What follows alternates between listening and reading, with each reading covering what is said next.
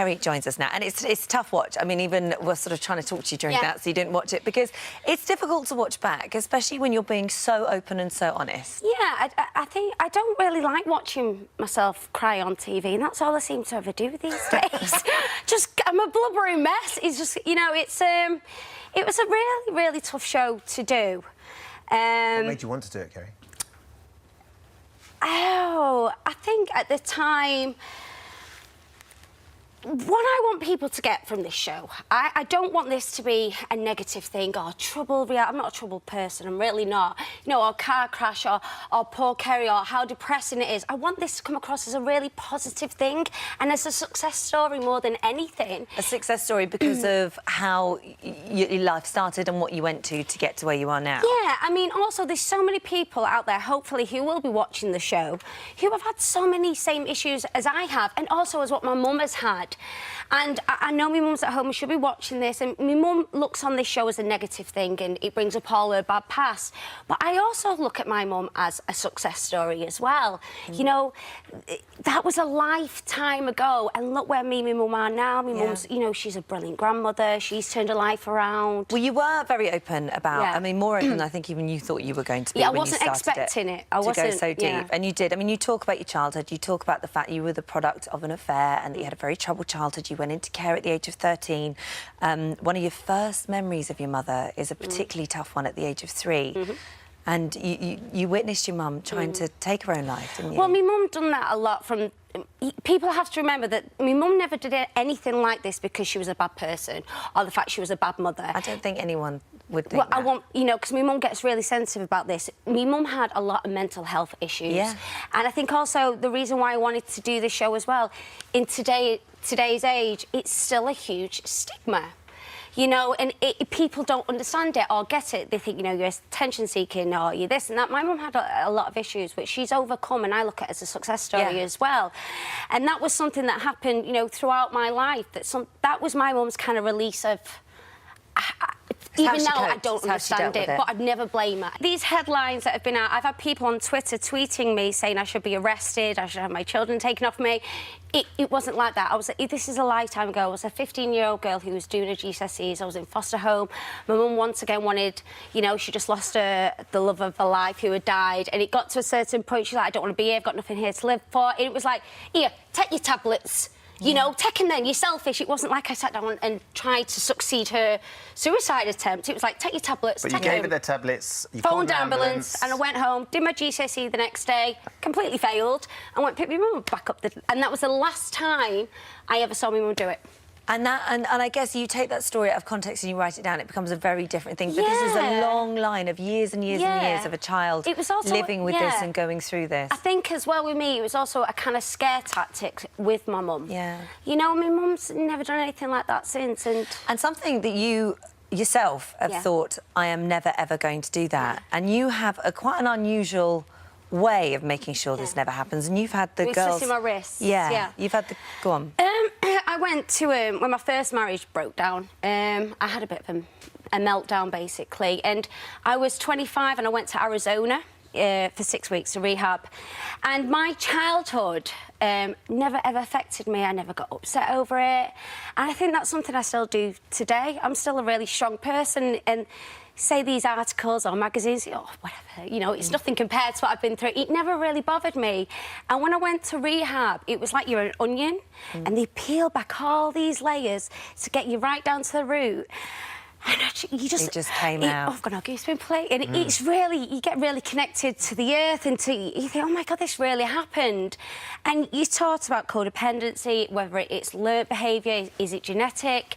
And I remember having a biro, and I just went through it all, and unfortunately I had a dorm girl sharing a room with me who also slit her wrist that same day. I opened up about it all, really uncanny. So you saw her actually slit her wrist? No, she asked me for a razor. I didn't know she was a self-harmer to shave her legs. I just opened up about everything, gave her the razor, and next thing you know, it was like history repeating itself, and I was like, oh, my God. And I had a biro, and I just wrote Molly and Lily on my wrist, and, you know, I went and got them tattooed. Not that I would ever do anything like that. But one of the reasons is that if you ever got to that point, the first thing you'd do is you'd look at the girl's names. I think I'm a really selfish person, yeah. To cut through their examples. names, and whether it was genetic and it was something that I'm going to have no control over. Well, it's definitely not. Touch wood, No, you know, it's not like that. Also, one of the other stories that came out during all of this that people seem to have focused on is your relationship. And at the time when you filmed, you were single. And I mean, this show was over a year ago. It was over a year ago. Yeah. But things that you said about Judge, you said you still loved him, but you're happier on your own. You don't get anything from him. You're back together now. Is that quite difficult for him to hear those things? Yeah, well, we won't be watching the show. Right. I don't want... George and I, we're in a good place. Everybody has their ups and downs, and everyone curses each other when you're apart. Mine's very well documented, unfortunately. I'm giving my marriage a go, and I'm very happy about that. I won't be watching the show because it's a very... I know it's a success story. I know it is. I know people will watch it and go, wow, I can overcome that. If you enjoyed that, there's more of the same right here. And make sure you subscribe so that you never miss the best moments from this morning.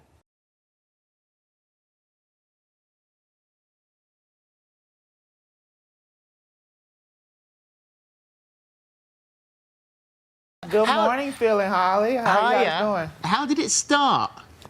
It started way back, and when I was in like maybe the 7th or 8th grade. The girls had just premiered Keeping Up with the Kardashians, and I didn't have a favorite at that point. I just loved everyone. They were all so beautiful, so new. They all drove Range Rovers. They all talked on Blackberries. I mean, I just loved everyone until the season 1, and Kim came to New Orleans, and I'm from an hour away from New Orleans. So, you know, when she came to New Orleans and she showed this family and how they were suffering after Hurricane Katrina, and me being almost, you know, New Orleans basically being home to me, it just really touched my heart, and Kim just instantly became my favorite, and it just really took off since then. And you're on Twitter. You got on Twitter, first of all. You're very vocal on there. You get into a lot of arguments with people. And why do you feel the need to defend her so much? I mean, I just think of Kim kind of as like a friend. She's just done so much for me and impacted my life in so many ways. She's one of my biggest inspirations, and I just really felt like that she needed this fan base on social media to defend her at all times, because the media doesn't portray her as the best person in the world. And all of my stories that I tell, I just want everyone to see that she's like this awesome person, has the most amazing heart, and she's just like one of my favorite people in the world. Well, the thing is that we use the word stan at the beginning there, and stan has now become a word because stan is in Eminem's song about a sort of deranged fan, and you've now become a friend.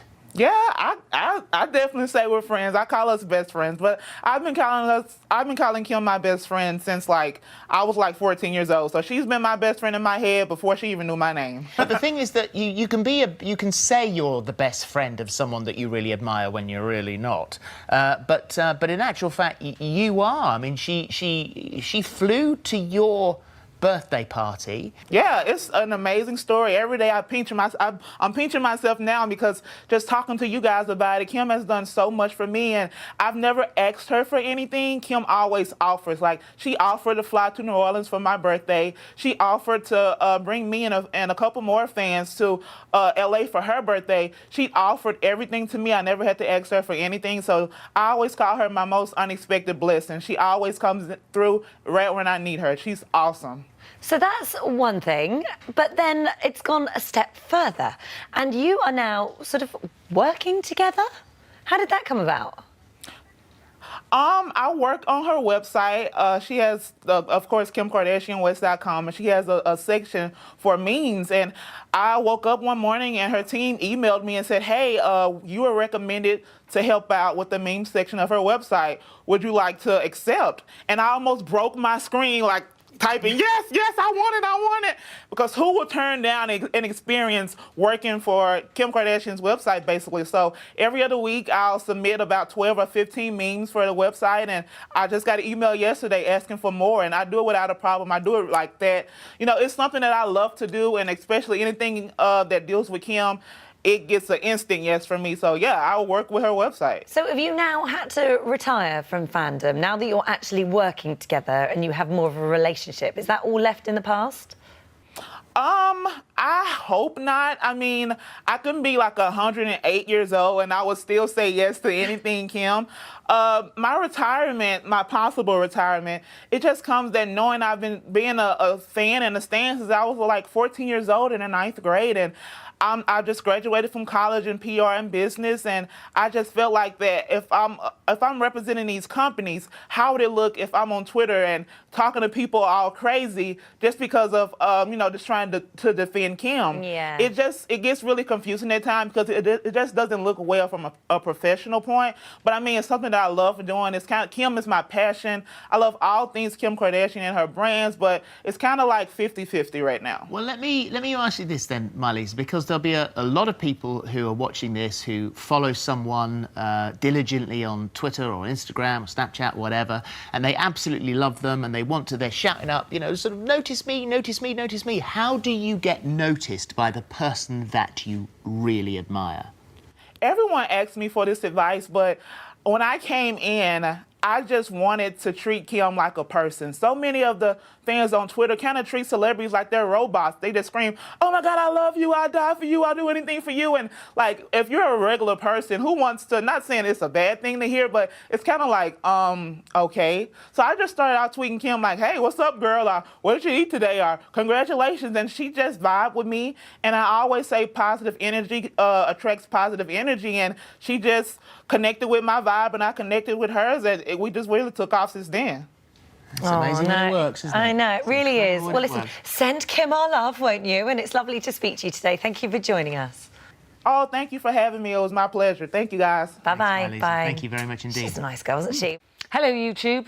For more of the same, just click here. And don't forget, you can subscribe for even more of these amazing videos exclusive to our channel. She's so boring that she's perfect. She's just, this is it all the time.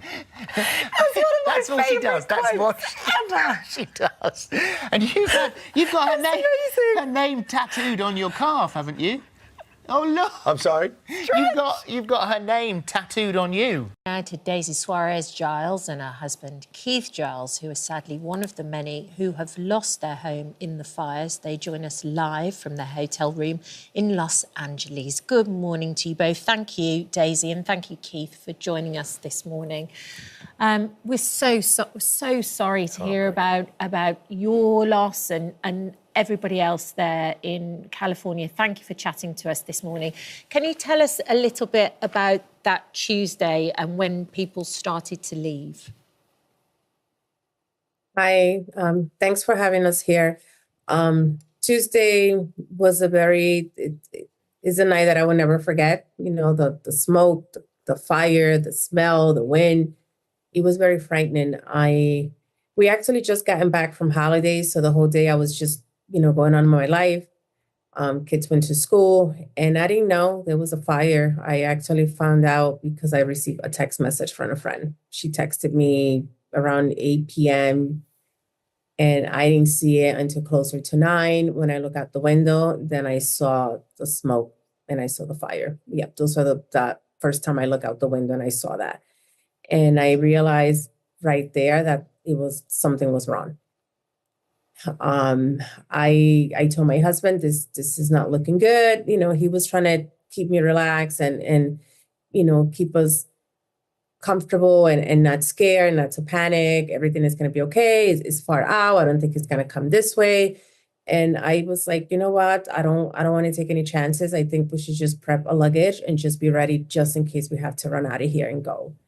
And I think that's one of the most frightening things is just how erratic the fire is, Daisy, when you say, you just don't know which way it's going to go. And you've got 2 little boys, Henry and Lucas, too. How old are your little boys and what did you decide to do? Did you decide to sleep in the car? So what I decided to do was, they went to sleep. We had a power outage, so that's when I got more scared. I'm like, okay, this is like even getting worse. And I packed a luggage just to have it ready. They went to sleep because the little boys were tired. They were exhausted. They wanted to sleep. And I made it very clear that if everybody went to sleep, they needed to go to sleep ready. They needed to have clothes on just in case things got more worse, we would have to just run out of the house. My niece, she lived 2 blocks up the street, so her partner left the house at 10 p.m. He alerted us that there was no rooms available. So at that moment, I was like, okay, I see people, I was seeing a lot of cars driving down the hill. So I was telling my husband, a lot of people are leaving. So I think we should be ready to have an exit plan as well. And I was just more concerned that we were going to have to sleep in the car. So I had a lot of pillows and comforters ready in case we needed to sleep in the car. And we're just looking at those, Keith, we're just looking at those pictures there. It's just shocking seeing people trying to take their animals, those horses being saved. You've got your little dog in your lap there as well. And as a family, you were able to get away safely. I understand some of your neighbours decided to stay and try and protect their homes. We've heard there are some, yes, a few people that have been found in their homes. Some made it, some didn't. So that's the risk you take when you want to try and protect your home, I guess. But we felt that keeping the family together was more important than trying to save the home. Of course. Tell us a little bit about the community. How long have you been where you lived, and had you experienced any fires, not on this scale, but in the past in that area? Because it's the sort of thing that we've watched from afar over the years. It's never been quite as savage as this, though. We've been there just about 4 years now, and we hadn't seen any fires in this area. I lived in an earlier lifetime. I lived a little further east of there, and I'd seen a few fires, but nothing anywhere close to this kind of scale. And with regards to the rebuilding of the community and the rebuilding of your house, I mean, there's complication that we're understanding over here is a number of people had their fire insurance cancelled in the last couple of years because of the cost in these insurance companies or whatever. How are you feeling about the opportunity to sort of get back and try and get that community up and going again? There's mixed feelings. I mean, we loved that community. It was a fabulous community, but there's really none of it left anymore. And, we're lucky we did not have our fire insurance canceled. What that's going to cover, though, we have no idea at this point. But do we really want to rebuild in an area that's going to have probably much sparser population, and the community is already so badly damaged? So it's mixed feelings. Yeah. And it's about taking care of the pets and the boys. So where are Henry and Lucas now, and how are they processing this? Because it's so hard to explain, I think, to, especially to children who are so young. Henry, he's a strong little boy, stronger than I even thought. When I cry, he said, "Mommy, why are you crying? They're going to fix the house. The builders are going to come and they're going to fix it." And, he said, "They're going to fix it." And I'm like, "Who?" He's like, "The builders. They're going to come and they're going to fix it." Right. And he's very hopeful that we're going to have our home back.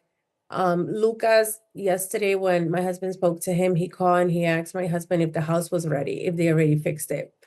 And it's just really, it's very depressing for me, because everything that we do, everything that we have worked for is for our family, for our kids. That night I could not sleep. I stayed up even though they went to sleep. And like I said, at 1:30 in the morning, when I saw that fire, like 2 houses closer, it was just 2 houses behind the house in front of me. I woke them up and I said, "It's time to go. We got to run and go. Like, we have to go." It was already getting bad. And it was just like it was just horrific, just trying to, leave and driving and seeing the fire. And we had to go up the hill to drive my other niece to pick up her car so they can leave. So it was just not a good picture, not a good memory. And my kids had to see that so they remember. And Lucas, one of the first things that he did, Henry has been speaking a lot and telling everybody what happened. Lucas has not said anything. And one of the first things that he did was in the car, in the vehicle that is burned, he started drawing a picture of the mountain with the fire. Goodness me, it's so brutal on them. I think I'm right in saying that the boys have gone to stay with some family, haven't they? They're not with you there in California at the moment. Yeah, they're in Florida with Daisy's family right now. Lovely. Okay. So they're with their family in a completely different part of the world and hopefully having a whale of a time, a million miles away from the reality of what's faced. Well, look, thank you both for joining us this morning and sharing your story. Fingers crossed that community can get itself back on its feet as soon as possible. And it's as painless as it possibly can be, but we can't imagine what you're going through right now. No. Thank you. Thank you. Thank you for the space and the opportunity to speak. Thank you. Thank you. Well, we're going to join my another family now who've also lost their home. Jeff Austin is live in LA alongside his daughters, 13-year-old Abigail and 10-year-old Madeline. Morning to all of you. Thank you, girls, and thank you, Jeff, for staying up to talk to us. I imagine, Jeff, hearing Daisy and Keith talk there sort of is pretty similar to what you and your family have been through. Just talk us through how it all unfolded for you. Yeah, I mean, very similar in some ways. I follow a guy, a really remarkable guy, Edgar McGregor, online, and he's a local, lives in Altadena, and gives weather reports local to our neighborhood. And he'd been warning about these strong winds for, he gives us days advance notice. And he'd spent time in Eaton Canyon where the fire started, and he would video himself every single day picking up trash, and he warned us, if a fire starts, go. The wind was it was rough that morning, and so we actually left and went to a hotel when the girls got home from school, and so we were actually gone before the fire even started, because it was going to be 80-mile-per-hour wind, and we have a tree that hangs over our house, our bedroom, my wife and I's bedroom, and so we wanted a good night's sleep and thought we'd just be back in the morning.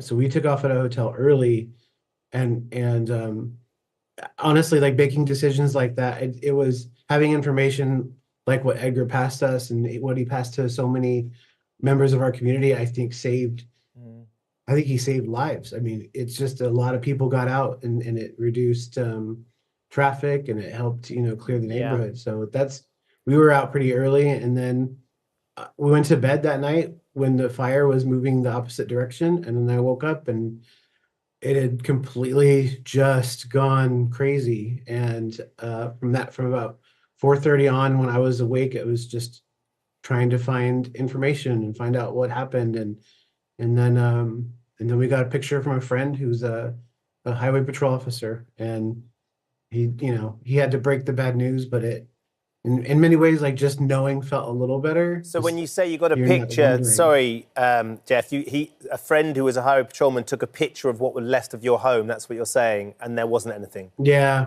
He was driving. He was working up he lives in the community as well, and I had texted him, and I just said, if you're up there and you can give us something, it would be amazing. And so from the car window picture is what he sent me, and that picture is how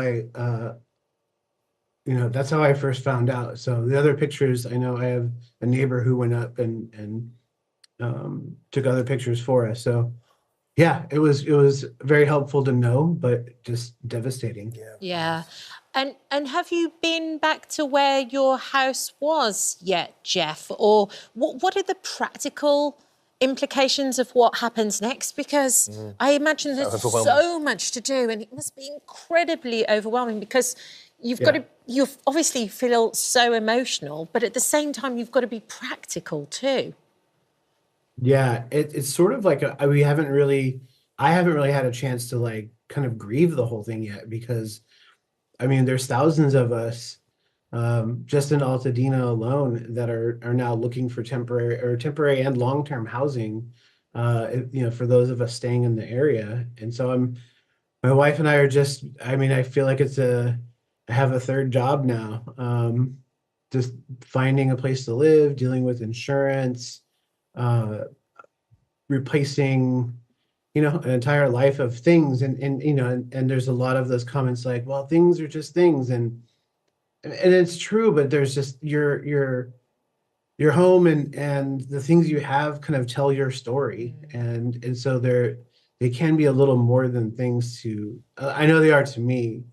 So it is really very much just I'm working all day, and luckily the girls have had friends that take them in during the day, and they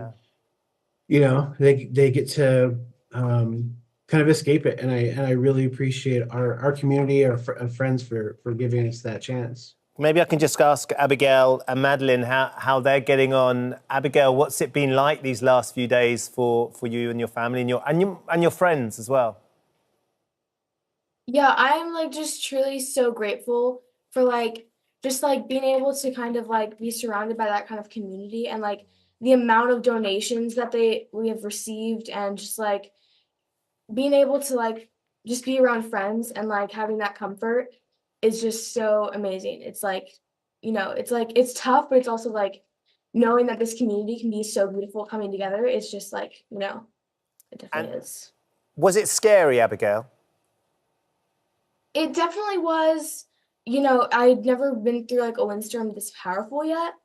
And then knowing that like, our home is gone, it's just kind of like, I don't know, you're kind of in denial at first, and it is scary to know like there's so many people who have lost their houses and stuff. And yeah, so it is scary, but being surrounded by that kind of community, it makes it a little less scary. And Madeline, I know that your dad got you all to pack some stuff before you left. What were the things that you took that you're very glad that you were able to pack and save? A pair of shoes, obviously. One of my stuffed animals. Your squishmallow. Yeah. Your squishmallow. My sweatpants, probably. And I don't know, like everything that counts. Yeah. I just was expecting to come home that night. I mean, the next night. Yeah. And It just we wasn't to be, sadly, was it? But as you say, and as you've just brilliantly articulated, Abigail, having that community around you that's looking after you and putting an arm around you that you can share what you've been through is going to be hugely important going forward. Jeff, thank you for joining us this morning. Girls, thank you for joining us. I know your mum's very emotional as well, so big hugs to her, and we wish you all the best for the future. Fingers crossed. We greatly appreciate just having the chance to talk about our community. And Altadena is a great place. It's a magical place. We'll come back. We're going to be rebuilt and alongside of so many other people. And it's going to be a long journey. And I promised them I would say like it would be very helpful for me if Liverpool could help win that league this year. So Oh, Jeff. I told him I wouldn't wear my hat, but I tell you what, there's always an opportunity to talk about your favourite football team, no matter what the situation. There always is. But you know what, though, in moments like this, when you're looking for any sort of hope to cling on to, they're really, really important, whether it's for the girls, whether it's for you, whether it's for your family, your community. So fingers crossed you can rebuild as soon as possible and you get all the support that you need going forward as well. Thank you all for joining us. Thank you. my one message to Altadenans though is Altadena is not for sale. Like we're rebuilding Altadena how it's supposed to be, and we're not gonna let it come something else. So thank you all so much for letting us tell our story. Thank you. Not at all. Lovely to meet you all. Guys.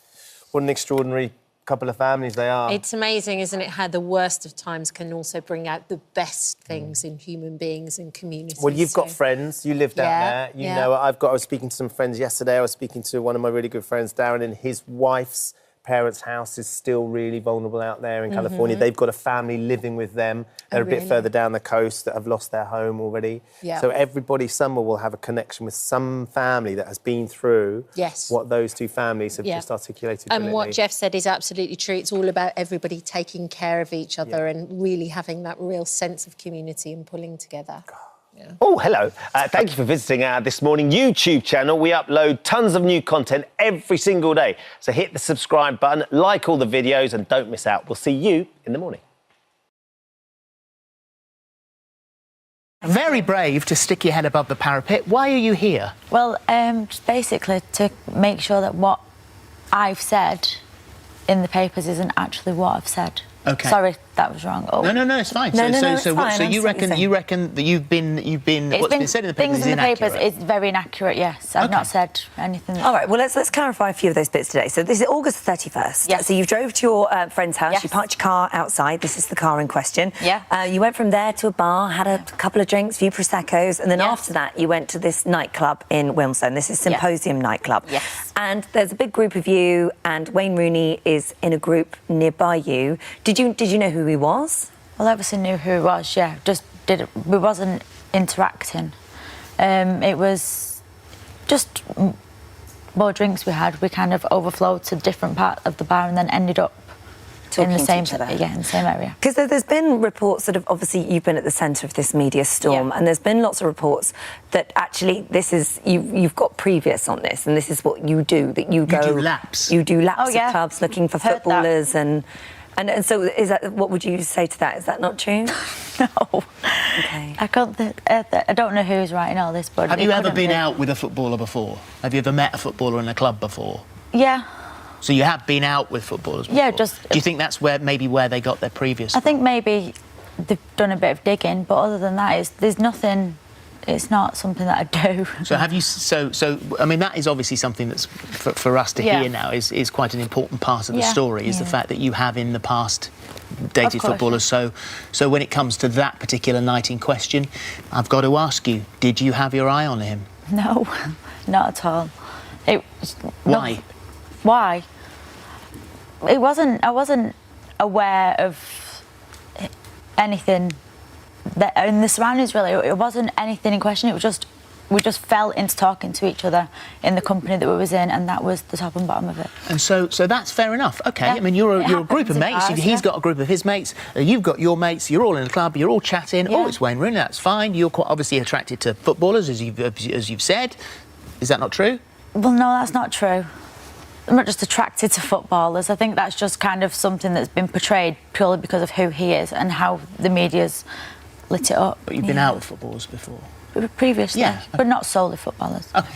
So you then decide, and this is the bit I think where it begins to roll slightly out of control from from their marriage point of view, is the fact that you end up in the car together. Okay, yeah. So you've left your car at your mate's house. Yeah. And so how come you ended up in the car together? Whose idea was that? What was the conversation? Basically, we just got a cab, and then because it's a bit of a whirlwind, really. There was no conversation. We just ended up at my car from getting out of the cab, and then obviously. But it does take it to that next stage, doesn't it? It's not just chatting mates, or he's not looking for a new friend. You're probably not looking for a new friend. It's you're in a car together with a man that's married. I mean, my thing would be, as a female, as a sisterhood, I wouldn't get in a car with a married man. But then I was a couple of drinks down. Even then I wouldn't. Yeah, but then at the end of it, that wasn't discussed as what was going to happen. So in my eyes, I've done nothing wrong. Yeah, but you got in a cab with a married man. You got in a car with a married man. But if I got in the car with you, I don't think I'd be all over the newspapers. Yeah, I think you probably bloody would. No, I mean, like... I think my wife would be all over you, that's for sure. I mean that. I mean, kind of, if it was just a general person, I don't think it would be as portrayed as this. But it's still question. Yeah, I know what you're saying. It would be in the newspapers as Philip Schofield is in a car with a woman who is not his wife, having just picked her up in a club. Just tripped myself up there. And then any general married man, if it was anybody else, it wouldn't be an issue. But it would still be the same. It wouldn't be an issue publicly, but morally, it would still be the same issue. No, because it's been blown out of proportion. What was about to happen, well, apparently going to happen. Well, you said I think he was unsure of what we were doing as I was. What were you doing? Driving down the road. If the incident, which we can't talk about, hadn't happened, you'd both continued in that car, what would have happened? Where were you going? What were you going to do? Go home. I think we spoke very briefly at the beginning of this about the reports in the newspaper, and it's hard to understand because they are reported as quoted directly from you, and you can explain this afterwards. Where he kept admiring my clingy top and asking what size they were, saying, "Are they real?" We had a kiss, a hug, and some banter, harmless fun. Never said that. So where does this direct quote come from? For one, I had a T-shirt on, a baggy T-shirt. For two, I've not kissed and I've not cuddled him. And if that would have happened, I think there would have been a lot more coverage of that because we was in a bar. So then words haven't come out of my mouth, and that's being dealt with. But you spoke to the paper after this happened? After I spoken to Colleen, I spoken to the newspaper because there was a story that had been run, and that's when I'd spoken to her. Okay. Before I'd spoken to just to try and clear my name, but obviously with all the stories out there, and if that is true and you have been misquoted, then that's being dealt with. Well, yeah, that's being dealt with. So do you feel like you're something of a scapegoat here? Well, yeah, because I just feel like I'm being thrown under the bus with all the quotes that have been are being kind of published, anything I do say further is just adding, well, fueling a fire really, because they're never going to get rid of those quotes. No. Which are always the headlines. So of course, which is very going to attract. damaging. Yeah.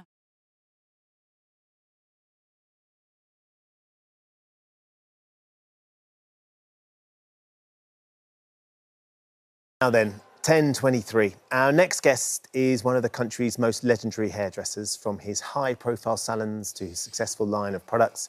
He's also cut and styled the hair of countless Hollywood superstars during his extraordinary 50-year career. In 1974, Trevor Sorby's famous hairstyle, the wedge, became the first hairstyle to ever be given a double-page spread in Vogue, cementing him as one of the world's best stylists. And in 2004, he was selected by the Queen to become the first hairdresser awarded with the prestigious MBE. However, 5 years ago, Trevor received the life-changing news that he had bowel cancer. And last year, he was forced, sadly, to give up hairdressing due to the side effects from chemotherapy. Despite multiple treatments and surgeries, Trevor joins us today alongside his wife, Carol, with the sad news that his cancer has spread. Good morning. Good morning. Good morning. Trevor, Carol, Very thank nice you for to coming see in. you. We've been reminiscing as we sit We here. have. Because Trevor and I worked together in the early 2000s, doing a makeover for the Rain show down in Bristol. Yeah. You travelled with Trevor. Yeah, we travelled in the together, 90s. went to Hong Kong. He was doing hair for a fashion show that we were all doing with Richard Branson. He was such a gentleman to us all back then that we actually all called him Sir Trevor of Sorby. And that was way before an MBE or anything else, because he was just such a lovely man to us. It's an extraordinary career, Trevor, that you have had, that I imagine you've taken time to sort of look back a little bit and take in what you've achieved, because it wasn't necessarily what you were going to do in the first place to become a hairdresser, was it? No, I wanted to be an artist, but I got bullied at school, and my dad was a barber, and he said, come in the salon in the barber shop, and this is like factory workers, just short back and sides, no styling or anything. And I found hairdressing easy. 3 months I was just cutting people's hair. I went from paint to hair, but both on a creative sort of journey. And you were prolific in the 70s. The wedge and the scrunch dry you created as well. That was your... I mean, they're all things now that you kind of take for granted. Yes. There's all stuff that's so sort of normal. But back then, they were groundbreaking, Trevor. Yeah, and at the time, you don't know you were groundbreaking anything. You're just doing what you feel natural. I mean, how I invented scrunch drying was a bit of an accident, but I'm going to take, all the credit for it. Right too. Run with it. I had this lady with long, thick, red, porous hair, and these were ladies at lunch and, you know, that type of atmosphere. And she wanted it dried with my hands, you know. And I said, look, can I speed this up a little bit? And she said, okay. And anyway, I just got handfuls of the hair and I just put the hairdryer in, held it, and then I just shook it out. And this hair just came out like a haystack. And I experimented on different types of hair, fine, thick, thin, and it worked every time. And it was an accident that has gone on. And you know, every woman in the world at some point has scrunched their hair. I have. Yeah. For sure. Yeah. For sure. Yeah. So look, well, you have achieved so much, Trevor, and I was so sad to hear of your diagnosis. But I know you've got this extraordinary outlook on life, and you've stayed very, very positive. But in terms of where you are with your health, can you just explain how things are right now? Yeah. Well, I think Carol will probably take you through the process because my memory bank's not that great. It started... Well, we got the news back in June that, you know, he only really had a few months, maybe 6 back then. So both were in a bit of denial at that point. And then you have the last scan, which was September, and that's when you realise there's no treatment is going to work. So from them... it all started actually going to be a bit sort of blunt here, but I lost a lot of blood one night, and I was unusually disturbed about that. Went to hospital, sent me to London, and they said, Mr. Sorby, you got bowel cancer. And I went, oh. And I had a little panic attack in the office, and came out of there, and I looked at Carol, and she looked at me, and we were both speechless. We were just walking down the road, like I didn't know what to say.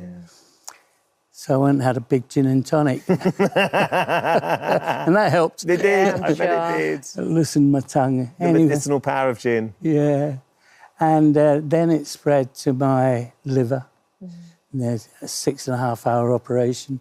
And it came back to my liver, another 6.5-hour operation. And there's one, the big one that's still there now. It's the surgeon won't cut it out. It's too close to a major blood vessel. So I said, by the way, I said, how big is the liver? He said, well, it's about that big. I said, how big's mine? He went, well, about that big. Because I have to cut right around it and everything. Yeah. But, you know, the thing is, with me, I never wake up thinking, oh, poor me, I've got cancer, I feel sorry for myself. I know I've got it here, but I haven't got it here. And I go to work, well, up until 2 weeks ago, 2 days a week. And I go there because that's my medicine. That is my life, 60 years. I've worked passionately to achieve beyond my wildest dreams, actually. And when I go in, it's my staff. I've had them for up to 30 years. They're family. I'm just one of the team. But I won't accept. I had a nurse the other day come around to assess me. I said, will I make Christmas? She said, I don't know, Trevor. I said, I damn well will. I damn well will. I think, Carol, you're so incredibly positive, Trevor. So it's incredible. I think it must be so incredibly hard for you as well. Totally overwhelming on most days. But I get my strength through this man. He's guiding me through a good death. Yes. Lorraine touched on that on one of her programmes, living a good life, dying a good death. And up until then, I hadn't thought about that. But what we do every day now, we're thankful for the day that we have, that we wake up together, and it's all the simple things. Our little dog is pure medicine. We've got a wonderful family. We are supported by the whole Trevor Sorby family, which some of his staff members have worked for him 30 years, 25 years. There's more than 20 people that have worked for him up in those numbers that are family, and we're all being guided by Trevor.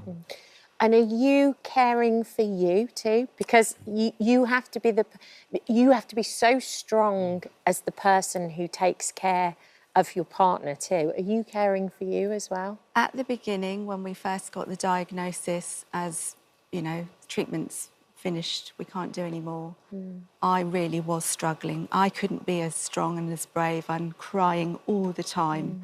Wasn't safe to be out really, and I kept myself at home.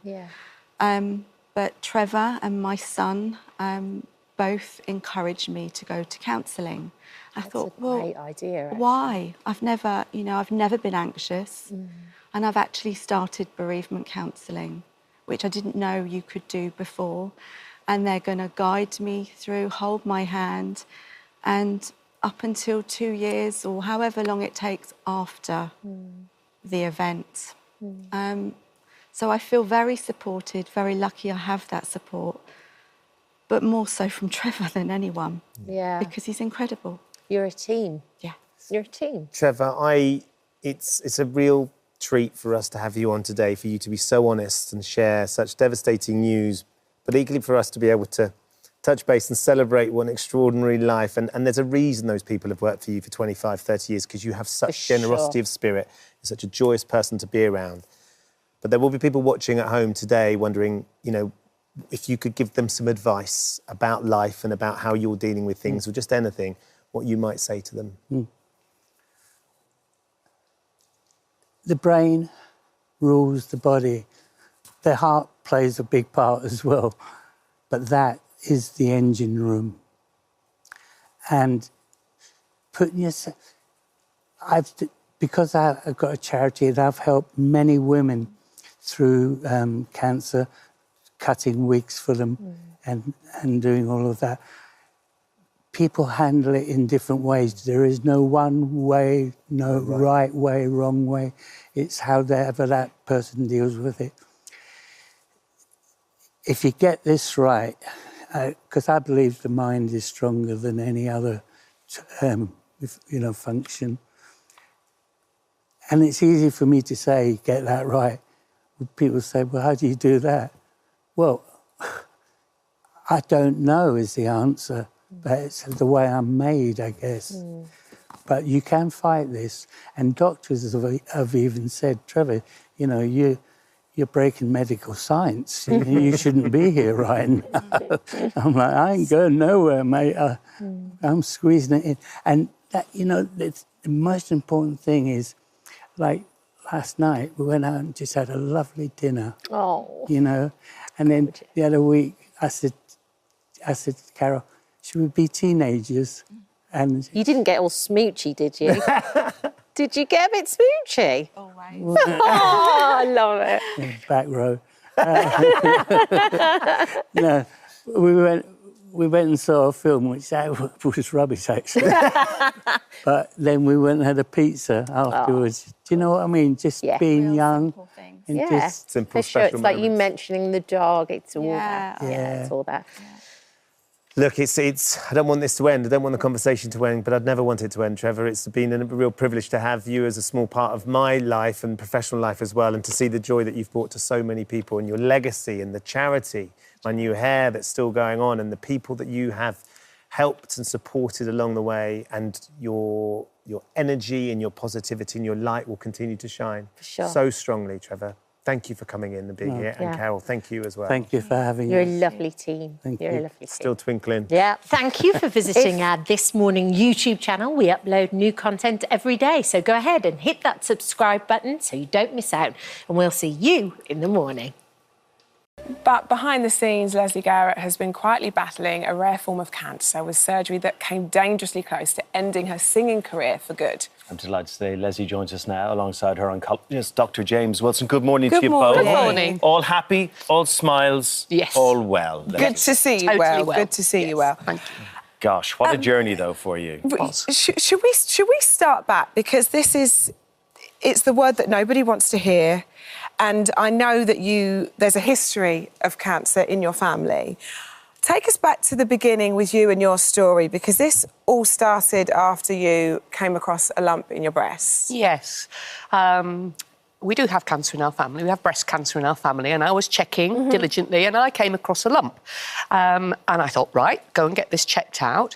And during the course of investigating that lump, which turned out to be absolutely nothing, we discovered another lump.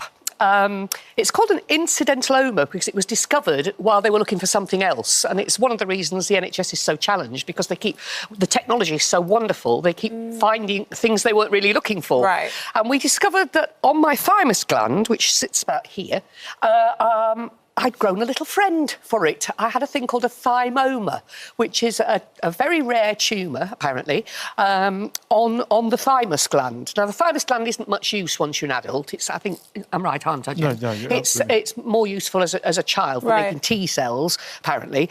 And at the time, I had it tested, and it was benign, and it wasn't something that was a cause for worry.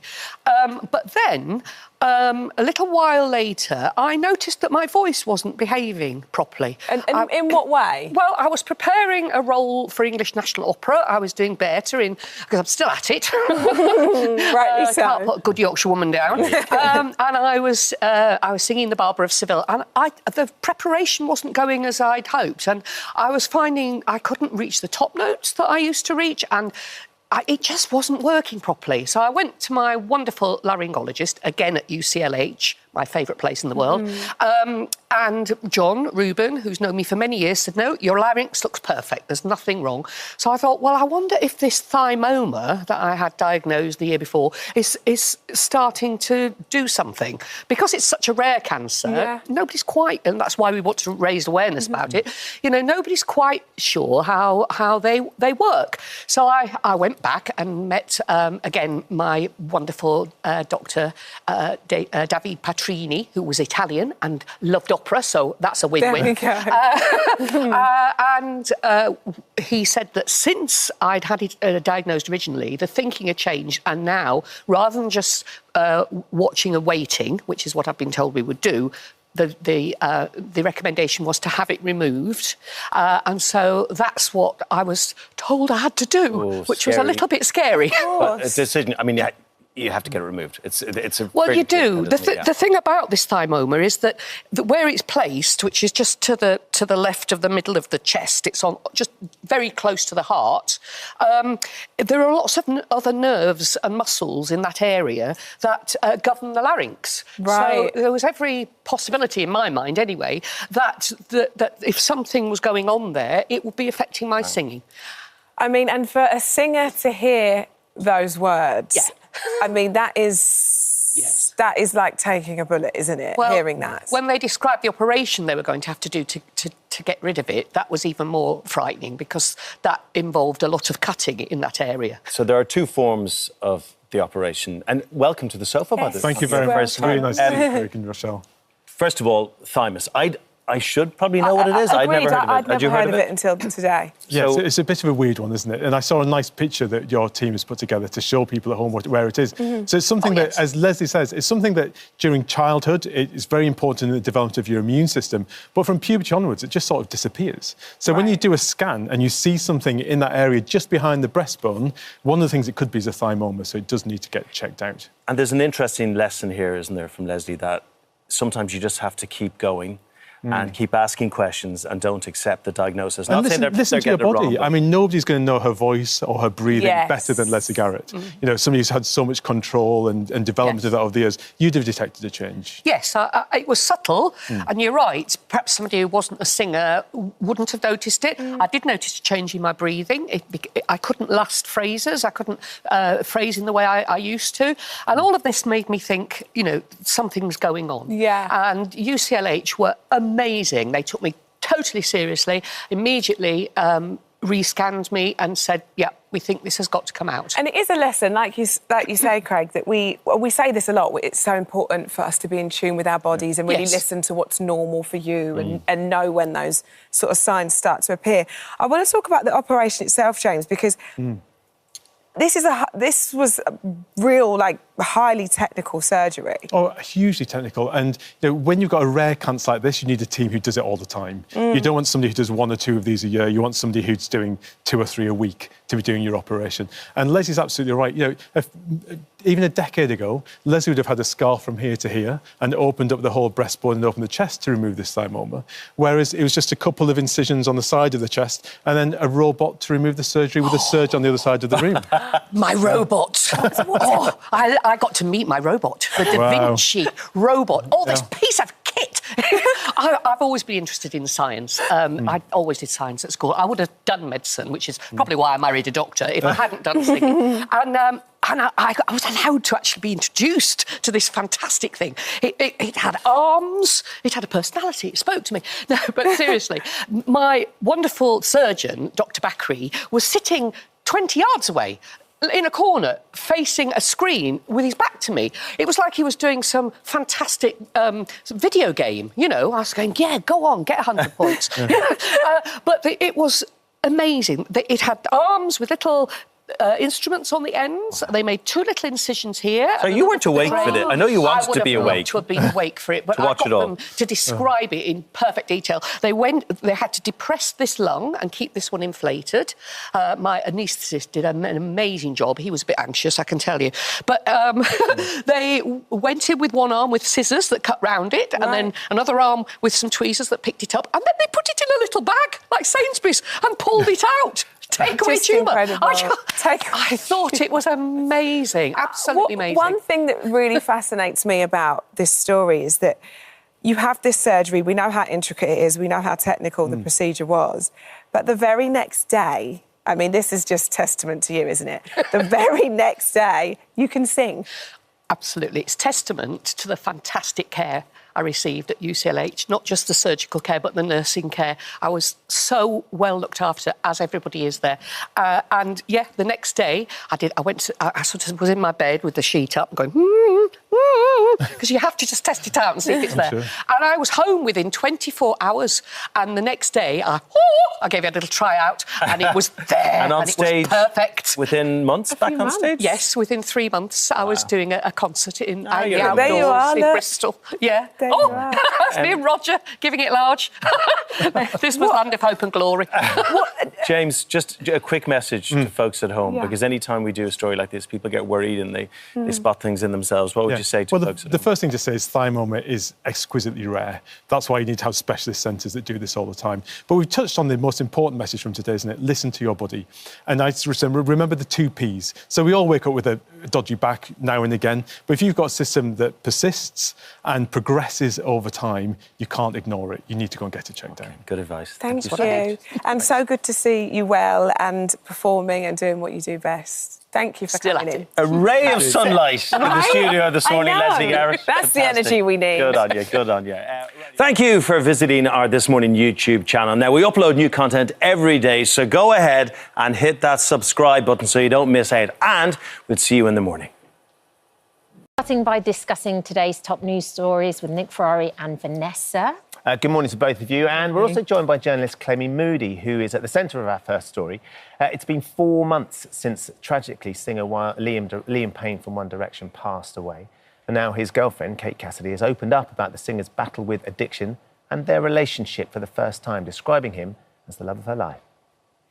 I think with addiction, you know, you never know when it's gonna come out. It's a really serious issue that I think is undervalued and underspoken about. When I left Argentina, we had such a great day and he was in such a good headspace and we were in such, great, we just full of love, and I never would have expected any of that to occur. If I could see into the future, I would have never, left Argentina, but, unfortunately, we did have our own separate lives. Like, this wasn't the first time we traveled separately together. We would, quite often here and there in the past. So I never would have thought this would have happened.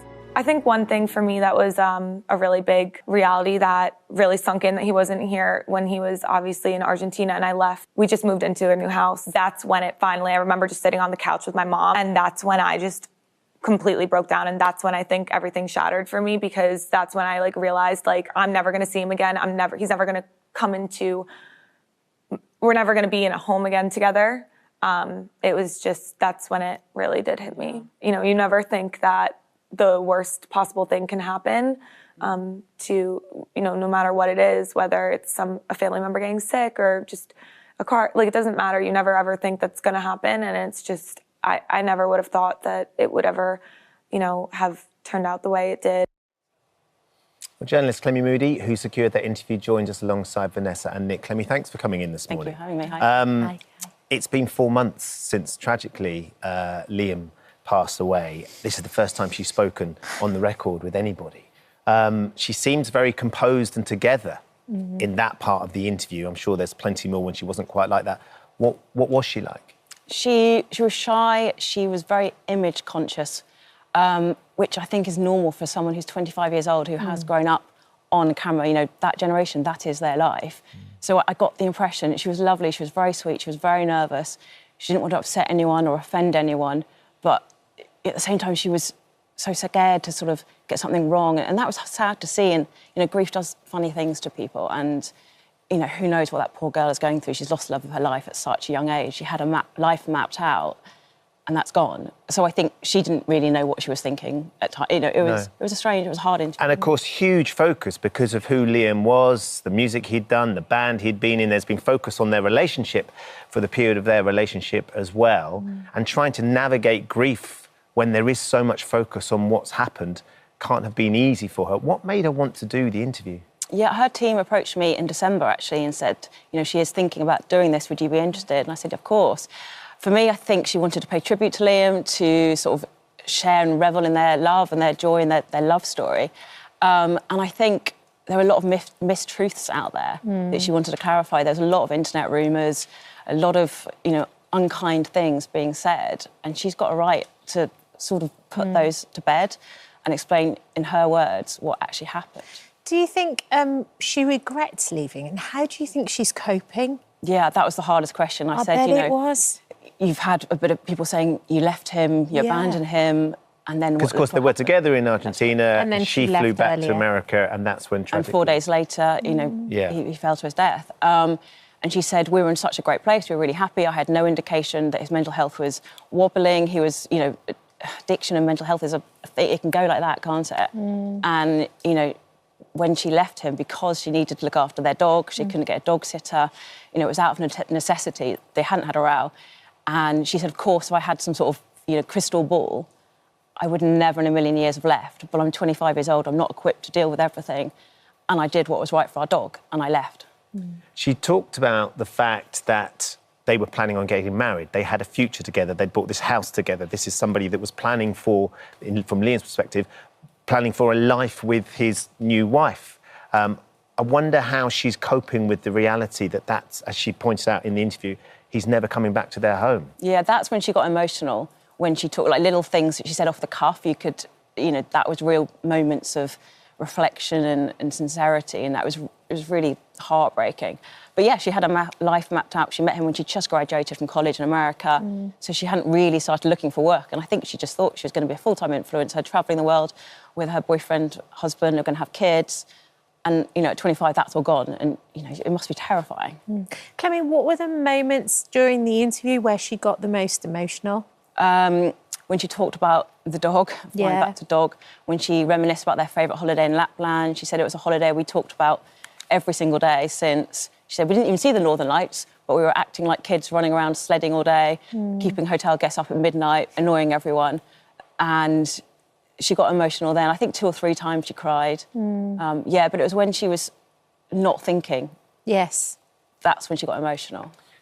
She does seem very composed at times. It feels very well rehearsed at times and organised because she wants to make sure, as you say, she doesn't offend anyone or upset anybody, because there has been a fair bit of criticism on the internet, as there often is, and focus on her and on her relationship. I mean, how has she dealt with that? Because she's going through her own grief, and to have all of this being piled onto her as well, the Yeah, speculation. I can't imagine it. It's horrific. I mean, losing a partner and then being in the public eye, and I think anyone that's dated a One Directioner will tell you you're never going to win that battle. You're just not. So having to deal with trolling on top of, the death of the love of your life when you're just 25, it's so awful. I can't imagine that. Poor girl. thing. Yeah. Poor girl, really. Awful. Awful. And what about the future? Did she talk about how she sees the future? Yeah, I asked her and she said, I just want to help people that have got addiction issues, and, if anyone's struggling, they can talk to me. And I said, what about your future? And she said, oh, it's too soon. But, I suspect influencing will be around for some time. She's got, I think, 2.5 million followers across all platforms. There will be opportunities, I'm sure, for her.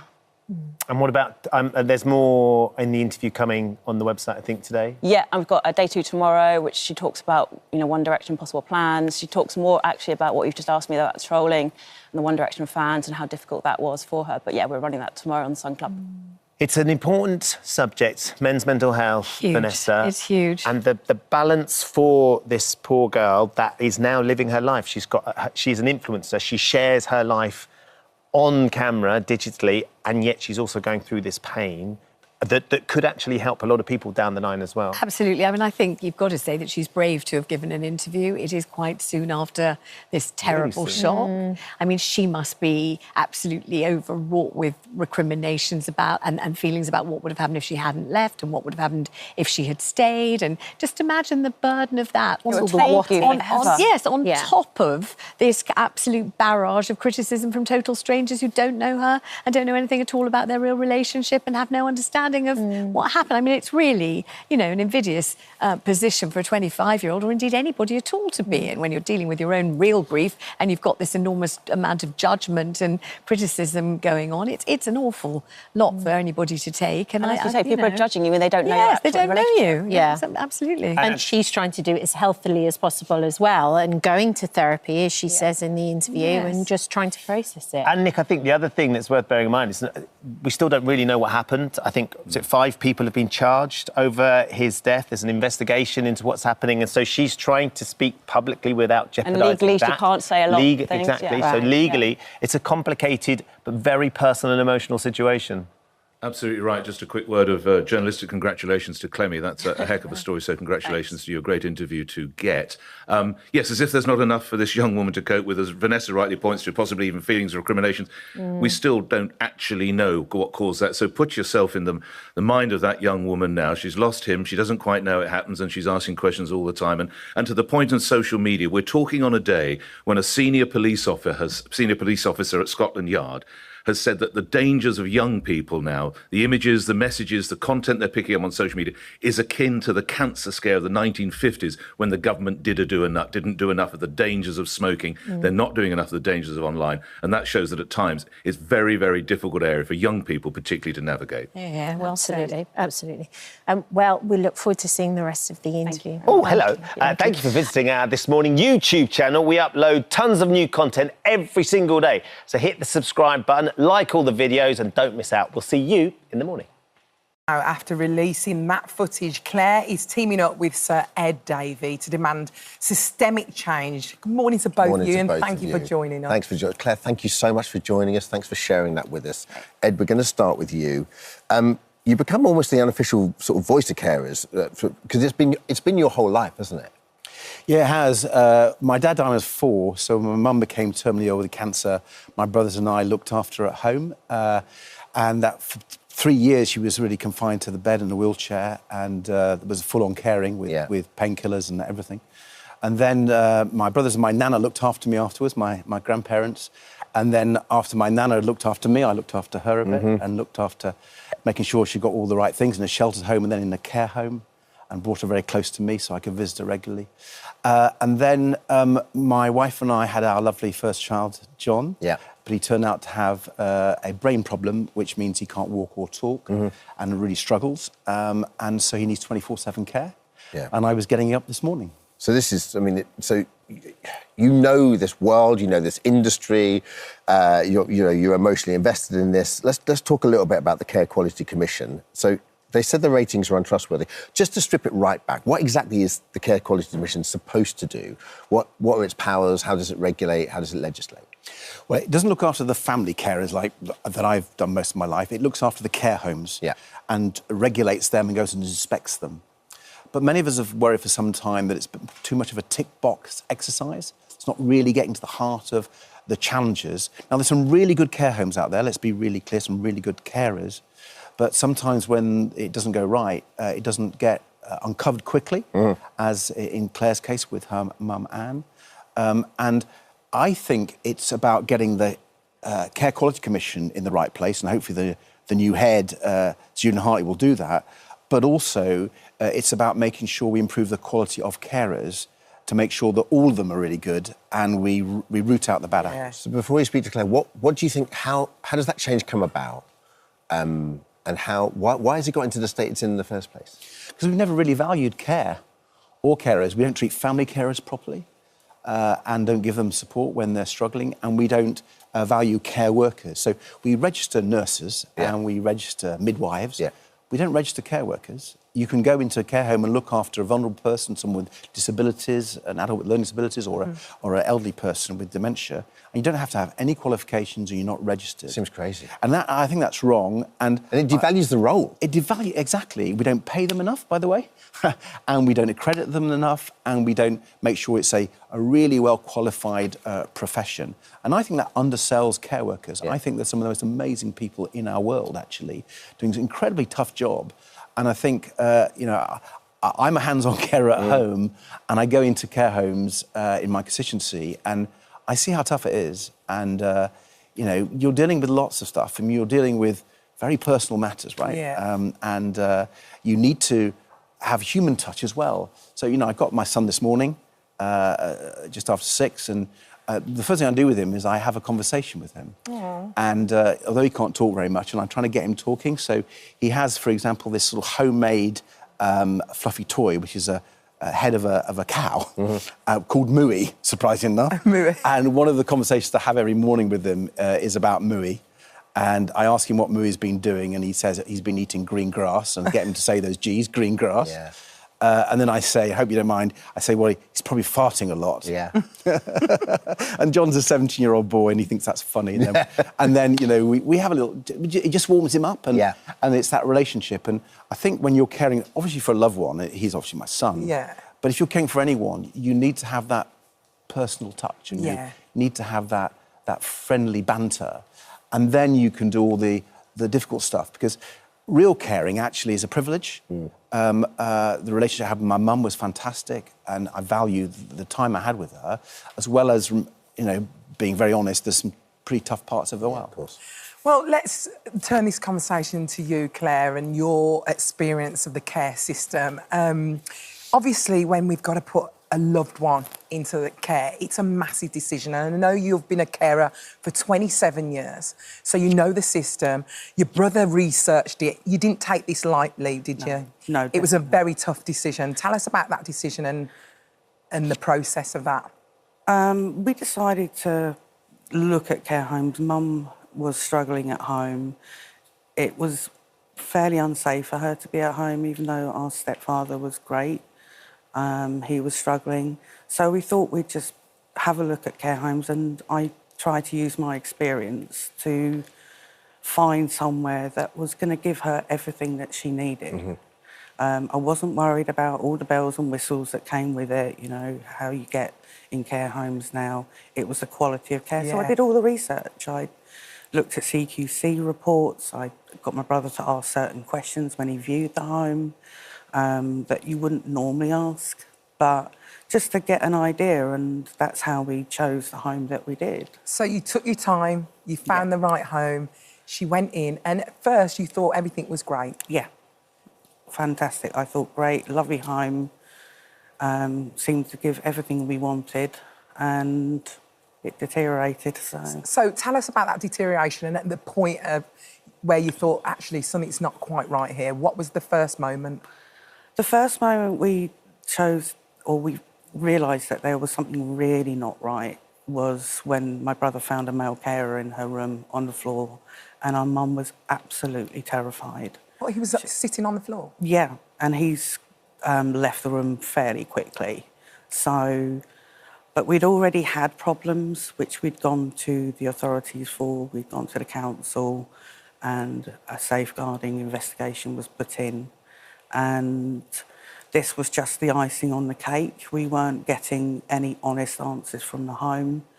They were hiding, denying and lying about things. And it's kind of like a gut feeling, isn't it? That you feel inside that something's not right. Yeah, we just knew there was that eats you up as well, doesn't it? You know, Yeah. so you must that's taking up every single moment of your day, isn't it? Not knowing, feeling just that gut that your mum's got. So is that what prompted you to put the camera in?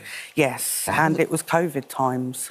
So It's almost like a military operation. Well done you for doing that. So so you're able to just you put it in a bookshelf or something? It looked like an alarm clock. My brother's really good with stuff like that, so he installed it, and it looked and worked as an alarm clock. I mean, the terrifying footage you're getting back from that, you must have... What did you do after that, then? Because we couldn't get onto their Wi-Fi network, we had to have SD cards. So my brother would go in, get the footage, upload it, so I could view it. But it's hours of footage, Hours, isn't it? 24 hours a day. It takes a long time to view the footage. Yeah. And how long did it take before you noticed something untoward? Mum was actually out of the care home because they'd locked down with COVID, and we'd been searching and searching for somewhere else to take her, and even down to a Premier Inn, and I'd look after her there. But we got her out and settled her, and then I continued looking at the last lot of footage while I was caring for my mum, and that's when I discovered everything that was going on. It must have been absolutely heartbreaking. I can't imagine seeing that being happening to my mum. Yeah. It broke my heart, and I will never forget it. How common is this in care homes? Because I know there was some footage of kind carers as well. There was loads of footage of kind carers who did lovely things as well. But how common is this in care homes? I don't think we know. Is the truth. Which is why we need to get the Care Quality Commission doing its job better. But also, Claire's idea with Anne's Law, named after her mum, to have a registration of carers, so it can just improve the overall quality and make sure people have that, not only not abusing the people they're looking after, because that's the baseline, right? You're not abusing, but actually giving really quality care that you would give to your loved one. You know, I worry about this a lot because, you know, I'm an old dad, my son's 17, I'm not going to be on this planet all the time, so who's going to look after him? And no one's going to hold him and look after him like my wife and I do. But I'm assuming he'll be in a care home for quite a bit of his time as someone with learning disabilities and through to his old age. Yeah. And I won't be there to go and monitor them. Yeah. And I have to say, it's my room 101. I worry about it the whole time. And so I couldn't be more committed to improving quality of care for the whole of our country and for the millions of others who are like me, who have their loved ones in a care home. So what exactly would Anne's Law do? What would you want it to do? Well, there's a number of parts of it, and you probably talked about it. It was your idea, but I think the key one is the registration. Yes, definitely. I think that's important. Yeah, I think having a registration is important, and it also recognises the good carers. Yeah. And makes them, you know, are looked at as professional, not just unprofessional.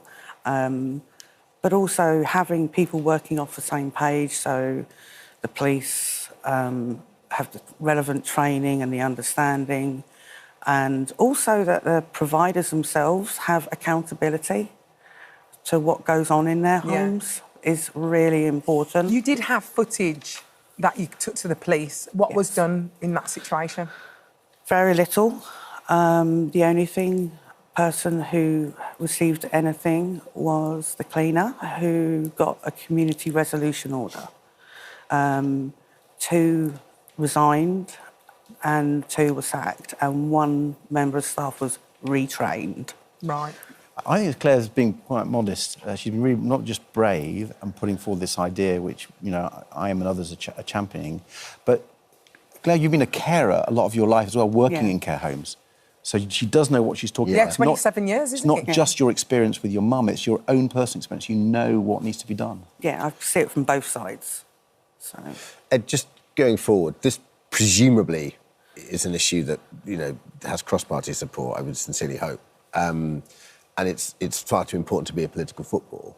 What, big picture, how does this get sorted? Is it the join up between, the getting rid of that disconnect between the NHS and care homes, and you know, where do you start with this? It's a huge agenda. Yeah. To be honest, I think valuing the caring profession is the most important thing, whether it's Claire's idea of registration or paying them more. You know, we've argued that there should be a higher minimum wage for care workers. So you take the living wage and add £2 an hour extra, because, you know, I think as a society we should value the job of carers and what they do when they're giving themselves to look after our loved ones. We should value that more. Yeah. And that's going to cost money. Yes, of course it's going to cost some money, but that is part of how we take this forward. Well, listen, a spokesperson for Reigate Grange Care Home did say the behaviour of the individuals involved in Mrs King's care 3 years ago was reprehensible. I can't say That's it. all right, but reprehensible. Yeah. Yeah, OK, you just said it. And does not reflect our high standards. We have since implemented significant reforms to ensure that families and care providers alike are protected from the actions of rogue individuals. Thank you so much for coming in, both of you. Thanks for sharing your story. I imagine, there's countless people that are worried about their loved ones. And I think you're probably, what you're doing, pushing it forward, will hopefully abate that. And thank you so much. I really appreciate it. Thank Best you for coming. wishes and Thank good you. luck for pushing it through. All right, thank you. If you're affected by anything we've discussed, you can head to the Free This Morning app. You can find help. Thank you so much for visiting our This Morning YouTube channel. We upload new content every single day, so go ahead and hit that subscribe button, and we'll see you in the morning. It certainly does. And Lindsay joins us now as she releases her new book, Take Care. Good morning. Good morning. Good morning. Good morning. Lovely to see you. Really lovely to have you on the sofa. First of all, how are you doing? How are the kids doing? How's everybody doing? Yeah, I'm really good, thank you. It has, it's been a tough few months for the whole family. But I think in true Rob's style, we just want to celebrate his life. And that's why I wanted to write the book, really, was celebration of Rob's life. And, to really shine a light on the work that carers do. I think, the book is called Take Care. Care is at the heart of the book. And really to kind of celebrate and recognise the work that carers do. So I feel really proud and honoured to be here today to share the book with you. But yeah, the family's good. And they keep me going. The children keep me going. There's never a dull moment in the Burrow house. Well, there's as you can probably imagine, yes. Yeah, there's 3 of them. I think that is one thing that you do absolutely take from the book, is just what an important job carers do. And it's amazing that you're ready at this time, because it hasn't been that long, really, to really kind of get that message out there. Yeah, I think doing the book has really helped. I think in many ways it's been quite a therapeutic process going through the book and actually reflecting on, because the book is a whole story. It's a story from kind of my childhood growing up. Both my dad and my grandparents were miners, so I grew up in kind of the miners' strike, and then obviously, married life with Rob, having the family, insights into Rob's career, and then ultimately, right up to the last days. So it's, I hope the book will bring people hope and offer hope to people that are going through tough times or that have experienced loss. And, ultimately that's what I wanted to do by sharing the story. His career was so well followed. We were just talking, Prolific. it would be lovely for Jackson growing up, because he's the youngest, of course, because there's so much footage of his dad playing and achieving so many amazing moments. And so my understanding and the world of rugby's understanding is Rob as a professional rugby player. You, of course, knew him as a teenager. So you knew him before, where these were just ideals. What was he like back then when you first met? Rob was just the kindest, most generous, loving person that you could meet. At the heart of it, he was a family man. He would, rush home from training to be with the kids, to take them to playgroup. He'd be the only dad in the group. The rest of them would be mums, but Rob was there. He idolised the children, and he was such a family man. And I just feel so honoured to have been Rob's wife. Although you made it hard for him when he I knew. I was hoping you would not bring that up. when he proposed to you, because that feels like he's gone to quite extreme lengths to do this bit. Explain, Lindsay, what happened on the day. And... Oh, I was hoping he wasn't going to mention this, but now you have. Yeah, so we were in Euro Disney, and we were in the Rainforest Cafe, and Robert got down. He'd asked me what my ring size was prior to going on the holiday, and then he got down on one knee and asked me if he would marry, and I said, get up, just I was, shy, I was embarrassed, so I thought I'd blew it then. Because you didn't like the attention. No, I didn't like the attention. But fortunately, he did pluck up the courage and propose the next day in the hotel room, which By the way, as somebody who's had to do that in the past to someone else, it's a terrifying moment, even though Annie knew it was coming. If she turned around to me and said, get up, this is really embarrassing, I think I would have been distraught. Oh, but it's also that level of courage that he had when you found out about the diagnosis.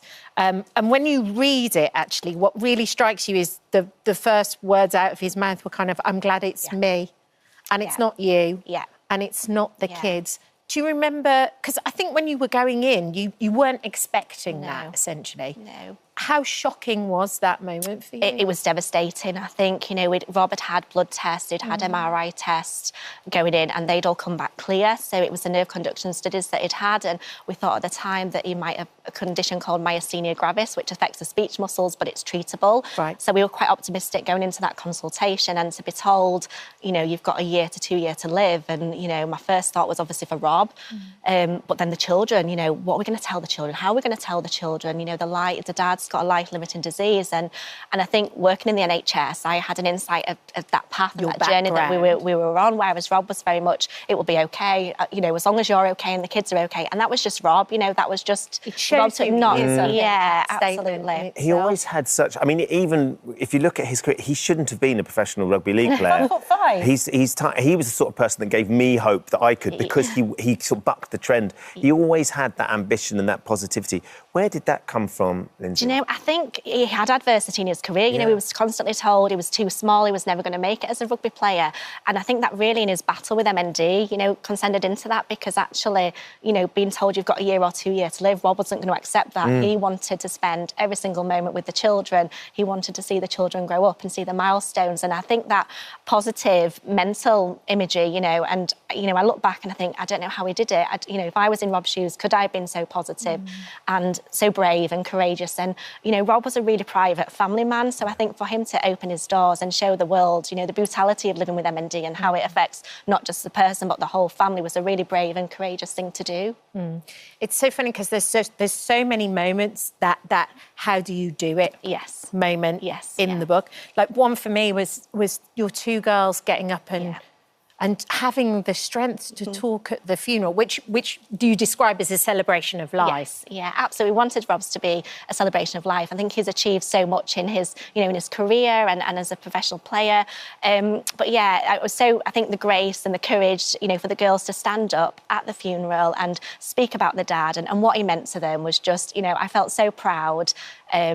You know, at that moment. And I hope in years to come, you know, they look back and think, you know, I did my dad proud, because he would have been watching down on them, I'm sure. And little Jackson on the day as well, you were impressed by his strength going around making sure everyone was okay? Granddad. Yeah, he was looking after us all, yeah. You know, he was only 5 and such a young age. And, you know, as a parent, you worry about the children and, you know, what effect it's going to be. But I think, you know, Rob wanted us to be happy and, you know, we're determined to keep that promise and let's continue to make him happy. There is an extraordinary bit in the book, Lindsay, where you talk about the fact that Rob says that if it was rugby that had given him MMD, he wouldn't have wanted not to have his rugby career. Yeah.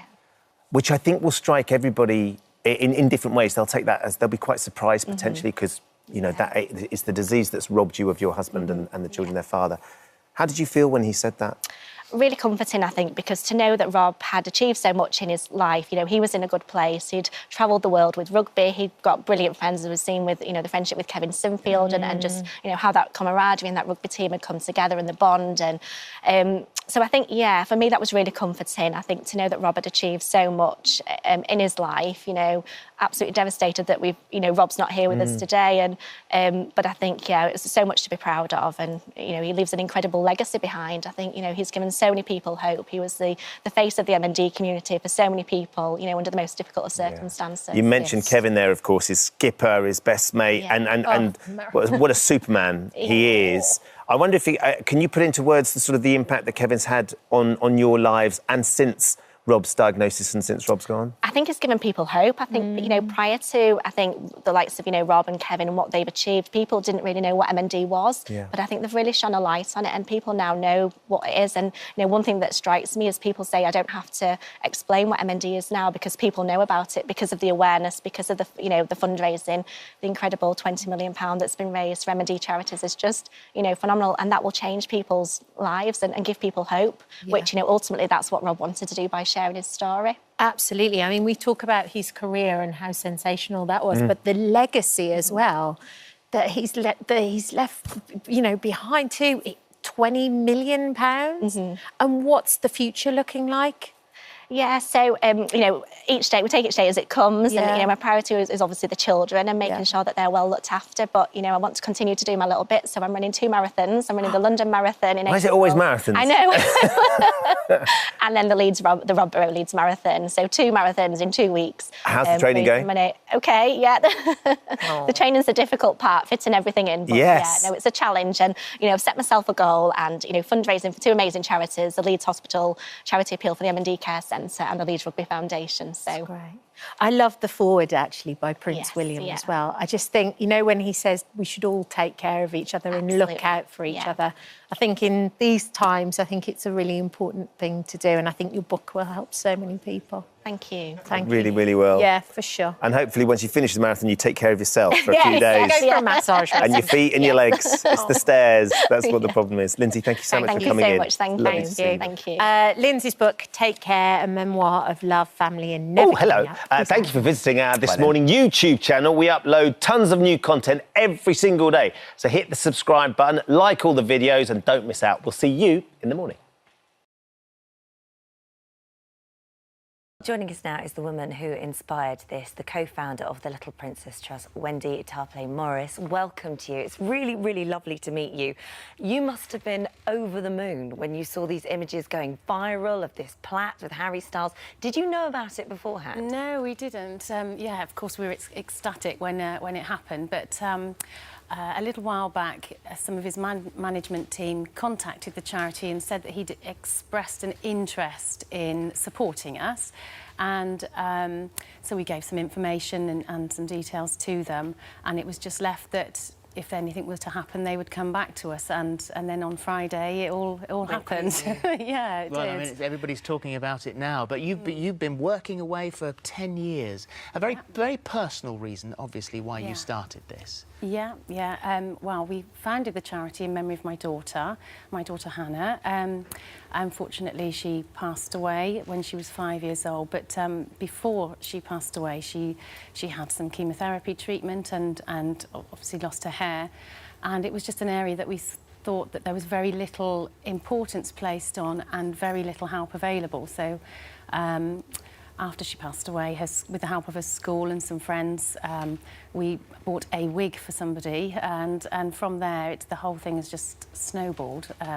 We've now, I think the more we helped, the more people wanted to give to it, and we're now helping around 5,000 wigs opening. Yeah, nearly approaching 5,000. We've 1,000 in the last year. If somebody wants to do it, what do they have to do? Well, if they want the help from us, they need to contact the charity, and the details are on our website, or they can probably get it from the hospital staff. We'll link but, to it. But if people want to, well, after we set the charity up, people started sending us their hair. So we sort of found a way to use the hair that's sent to us, and now we really successfully make lovely wigs out of hair donations. There's the absolute minimum that we can use is 7 inches. Right.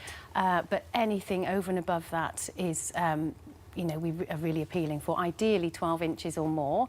Right. But if it's 7 inches, it can be used, but it loses a few inches in the knotting and the wig making process. So ideally as long as so you possible. want it to be clean and in a ponytail? Clean, thoroughly dry, in a ponytail. And then the ponytail. Or plait, ideally. Yeah, or several. Yeah. Well done. What a wonderful Have you got legacy for Harry's your hair daughter. yet? Has it arrived? It hasn't arrived yet. There are sort of there's plans in place, I think, to get it to us safely. Yeah, I'm sure. Thank you. Amazing, incredible work. Yeah, well done, you. And the reason all of this is why we're doing this today.